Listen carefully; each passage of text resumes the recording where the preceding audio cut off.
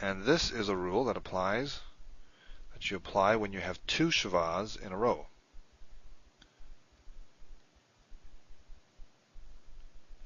Two Shevas in a row.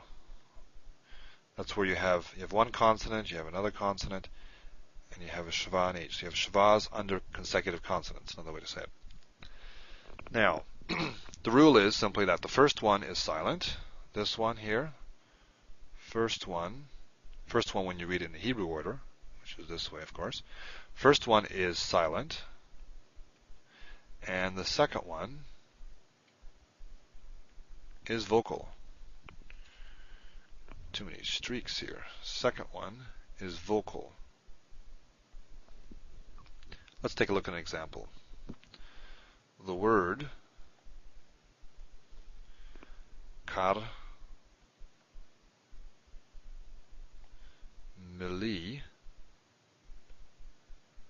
make sure I spelled that right.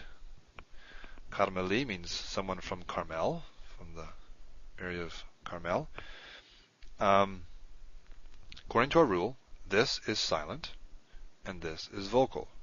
First one silent, second one is vocal. Now let's forget about this for a moment and apply our rules of syllable division, just like we did in the other rule there. Let's try and put a syllable division here. So we have consonant, vowel. It's unstressed because stress is at the end. We know from our rules of syllables that this has to be long, but it's short. A patach is a short vowel, so we cannot put our vowel or syllable division there. So let's get rid of all this. So next, only other option here is to put it here. And so we have CVC, CVC, CVC. This needs to be short, and in fact it is short, so that's permitted. Karmeli. Now, we have our syllable division according to our rules of syllables.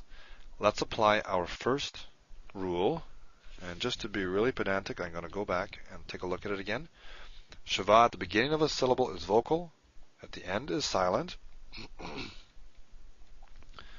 Sheva at the beginning of a syllable is vocal. This one's at the beginning of the next syllable, so this is vocal.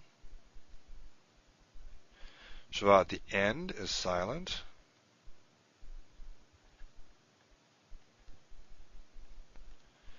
And in fact, that follows, that is consistent with our rule here. So this rule really is, again, a combination of syllable division and our base rule, just like our second rule of distinguishing vocal from silent Shevas. Now, like our second rule, there is an exception. But there's some logic to the exception, which is good. Let me give a word write down a word here that will exhibit this.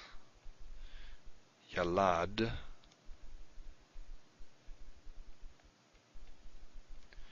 Yalad. Now this means you bore in the past tense, meaning you bore a child, speaking to a woman. It's a second person feminine singular. And the rule here is that if the two Shevas occur at the end of a word, like this does, there's no more letters here, then they're both silent. Now, we can kind of see what's going on here. If we put our syllable division here, if you work through your syllable rules, you'll see that if you got two Shevas, the syllable division comes between them. It has to. Here we have a CV, an open syllable with a long vowel, CVC, unstressed, short, so that's all valid. And so we have our syllable division here. So this will be silent.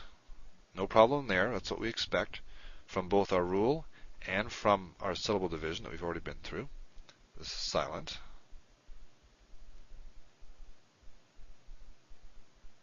The anomaly comes at the end.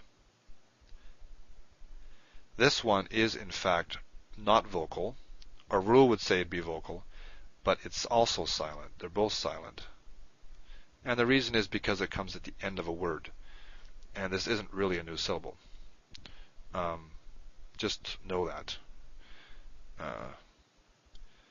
I guess really what's going on here is that this piece is not an open syllable. It's just the tail end. End of a word is like the end of a syllable, and so it's silent. They're both silent. Okay, I'm sure that's all clear as mud. Let's try and summarize this in a way that is a little bit more memorable. Okay, here is our summary. It looks like 6 rules, but in fact it's not. They're just opposites of each other. If Shewa comes at the beginning of a syllable, therefore also a word, it is vocal. If it comes at the end of a syllable, and therefore also a word, it is silent. That's our base rule, rule number 1. If a Shewa comes after a long vowel, it is vocal. After a short vowel, it is silent. That's our rule number 2. If a Shewa is the second of 2 Shewas, 2 consecutive Shewas, it is vocal. If it is the first of 2 Shewas, it is silent. So these are our 3 rules, just split up into their pairs.